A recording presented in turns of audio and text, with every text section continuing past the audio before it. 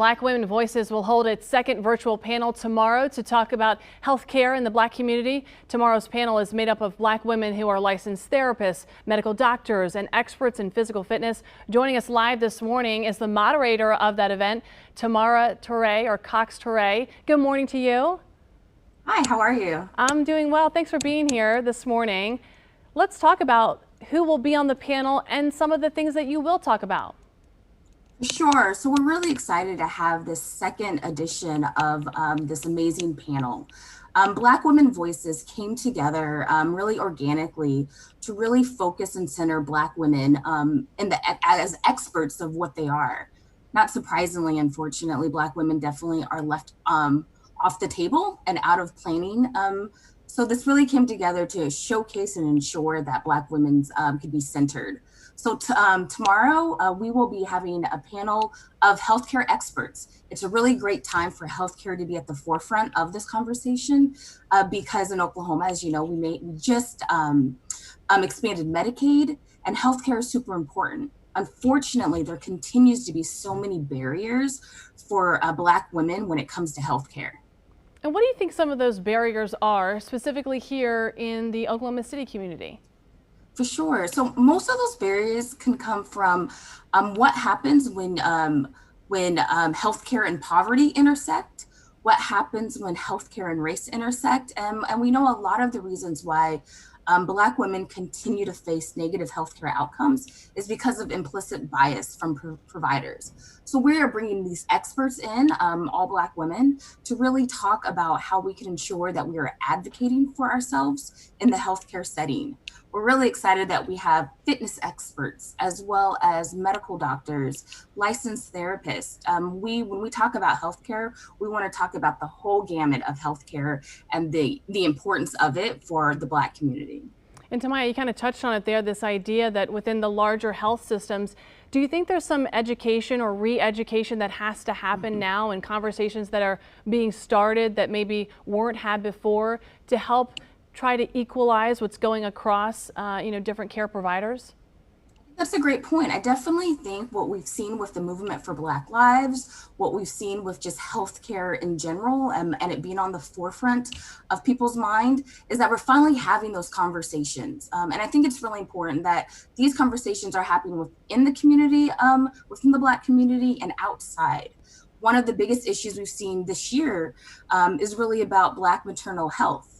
When we know that despite the socioeconomic of Black women, they are still seeing negative health outcomes as opposed to their white counterparts. And what we need to know is, like, what is causing that? How can we get past that?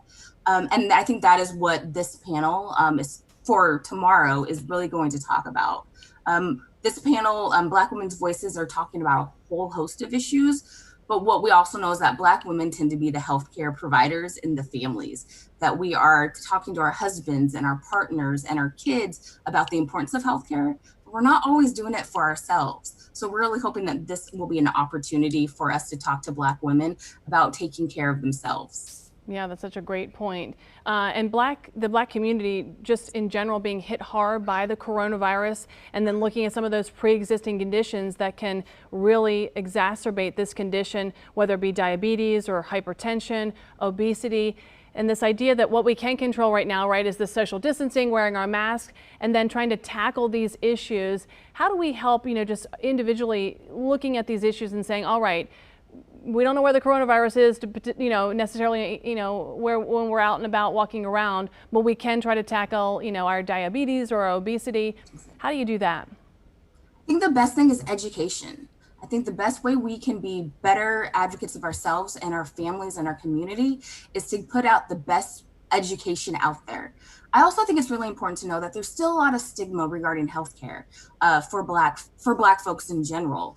Because we have been silenced, because our concerns have not been taken seriously, a lot of Black folks still feel that they're not getting the best healthcare, so they just don't get it. So if we can educate our community and if we can destigmatize healthcare in general, including mental health care, I think it's just better for Oklahomans altogether.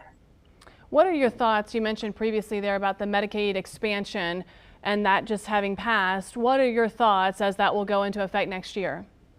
I think we're really excited about Medicaid expansion. All Oklahomans should be. When we know that 200, almost 200,000 Oklahomans will have access to healthcare that they have previously been denied, I think that's a great opportunity, and it helps Oklahoma as a whole. Our hope for Black women and our hope for Oklahomans in general is that we're moving Oklahoma forward. And the best way that we can do that is to ensure that Oklahoma is as healthy as possible. And with Medicaid expansion, we know that there's also expanding, being able to go to the doctor for the first time, having access to reproductive health care, having access to mental health care. Those are all things that ultimately help families and communities, and that's what we need to be focusing on.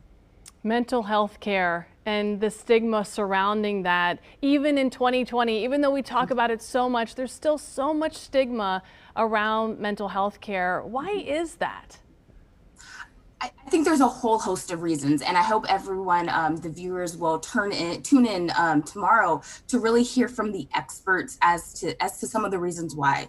I think one of the things in my profession, we talk about sharing our story. I think if we can help destigmatize mental health care by folks that maybe experience some mental health care issues, to stand up and say, I am a mental health care advocate. I suffer from whatever mental health ailment, to stand up and not be shamed. I think that helps us get us to a better place.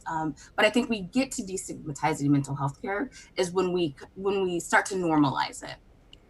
Yeah, great point there. We're almost out of time here. Just real quickly, though, this panel, born out of the fact that that initial panel on race hosted by the governor did not include any Black women, and now you have started this series independent of that. In a way, are you glad that it kind of worked out this way? And I don't know if glad's the right word or the right adjective, but did it all work out as it was supposed to?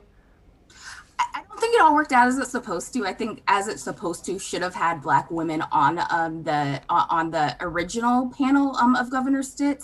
But what I think it shows is that when folks are continually denied access or continually denied seats at the table, they're just going to make their own table. And that's what we continue to do in our community. And that's what Black women's voices will continue to be, is a safe space for people to come learn and hear from experts.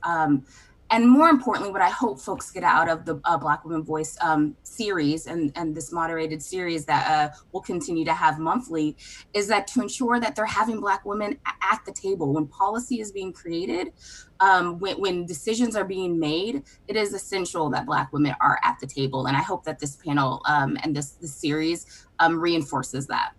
Yeah, Tamaya, you articulated that better than I did. You got to be at both tables, right? So you got to be at that table, no doubt. And then if that doesn't happen, you make your own table, and then you can both run concurrently. But yeah, make a great point. You've got to be at the table. Those invitations have to be made.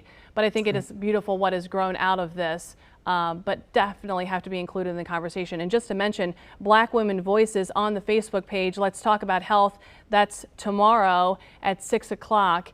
And again, Tamaya, we so appreciate your time this morning and look forward to having y'all back on again real soon. Thank you so much. Thank you.